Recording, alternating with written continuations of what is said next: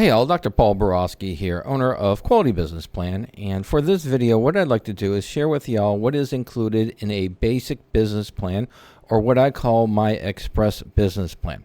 Alright, let's go ahead and run right through this sample.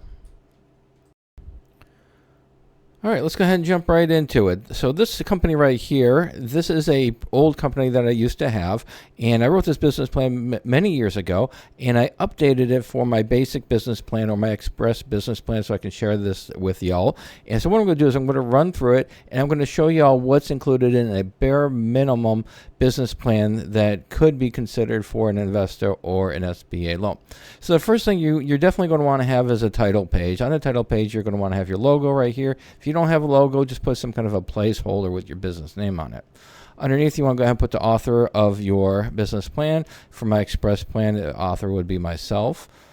And then you're going to have the table of contents. Typically, just a basic business plan is going to have about 16 pages, and it's going to have just the general sections of your executive summary, your company description, a little bit of industry analysis, organizational and management description, marketing and sales, funding requests, and then your financials.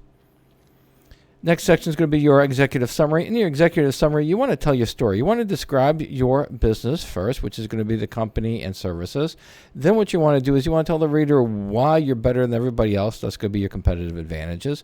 You also want to tell the reader who you're targeting, who's going to use your product or services the most, your target market. And then what we'll have right here is our financial highlights. How much money are we going to make once we start operations?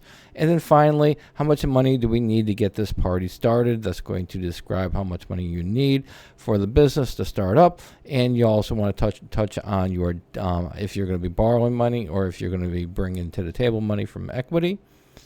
And then the next section is going to be your business concept and summary. Again, just summarize your business right here. From there, you're going to want to talk about your services. What are you going to do? What do you do? What kind of business do you have? And what are the services you're offering? Make sure you talk about your general services in this section right here. From there, you're going to talk about your primary target market. Again, you want to go in detail in this section right here. So we know who your primary target market is. You have that in your executive summary. In this section right here, you want to dive a little bit deeper into that category. Your next section is going to be your competitive advantages. I do have this chart right here on the executive summary as well as in the business plan, and there's a reason for that. The executive summary is one document in and of itself. Your business plan is a separate document. Most people keep them together. Two documents is one, which is fantastic, but they can work as separate documents. Thus, I include this chart in both. You want to talk about your location, where you'll be doing your business, where you'll be providing your services. Hours of operation, when you're going to open, when you're going to close. Talk about it right here. Personnel, who's going to be in your business, how many employees you're going to have, and so on. Then your next section is going to be your industry analysis. For the industry analysis, you want to talk about your industry as a whole. And then from there, you want to talk about maybe the general revenue overview of the industry, or just whatever kind of information you can collect on your industry. You just want to have you just want to give the reader just show the reader you've done some research. You know the industry you're going to be competing in, and that's pretty much the gist of why you're going to include that section right there. Next section is going to be the organization and management, ownership right here. You want to tell the business owner, you want to tell the reader who the business owner is and what kind of legal structure it is, well as whether it's an LLC, sole proprietor, corporation, so on. Next is going to be your organizational structure. Love the organizational structure. Everybody loves a visual. You definitely want to include some visuals in your business plan.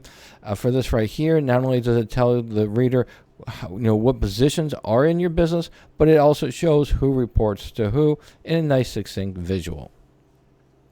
Your next section is going to be your marketing and sales. In your marketing and sales, I like to touch on networking, traditional marketing, as well as some social media and your website if you have it.